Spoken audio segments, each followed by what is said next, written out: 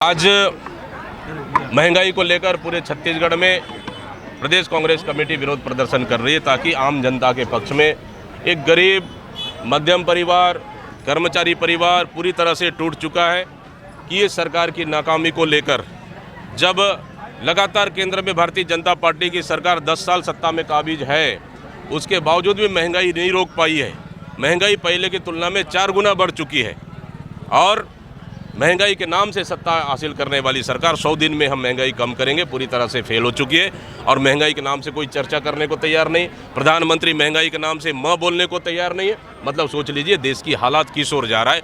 बल्कि सबसे बड़ा मुद्दा अभी देश में महंगाई बेरोजगारी ये मुद्दा है और इस मुद्दे को डाइवर्ट कर देश की जनता से भावनाओं के साथ खेलने का प्रयास कर रही है। प्रधानमंत्री जी अगर महंगाई के नाम से काम कर रहे हैं 18, वो तो बोलते हैं मैं 18 घंटा काम करता हूँ। 18 घंटा किस चीज़ में काम करते हैं? देश बुरी तरह से टूट चुका है। यहाँ युवा परेशान, माता बहनें परेशान, देश की अर्थव्यवस्था चौपट हो चुकी है। प्रधानमंत्री को इससे कोई मतलब नहीं है। वो सिर्फ चुनावी भाषण जुमलेबाजी करने में माहिर है। बोलते 35 रुपये में पेट्रोल देंगे। कहाँ मिल रहा है 35 रुपये में पेट्रोल? हम पूछना चाहते हैं 100 दिन में महंगाई कम हुआ क्या? 20 करोड़ युवाओं को नौकरी मिला क्या? काला धन वापस आया का? हम पूछने चाहते हैं।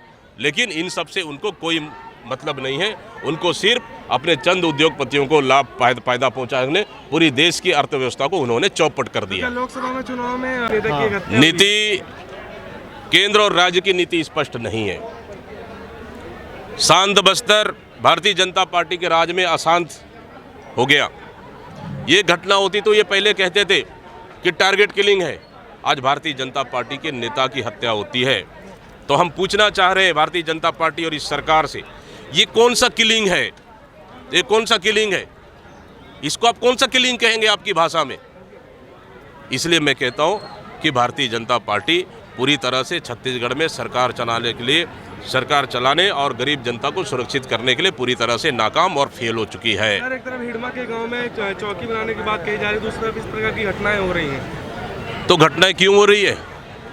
मैंने कहा बस्तर में फर्जी एनकाउंटर शुरुआत हो चुकी है। माता बहनें सुरक्षित नहीं है जंगल जाने में।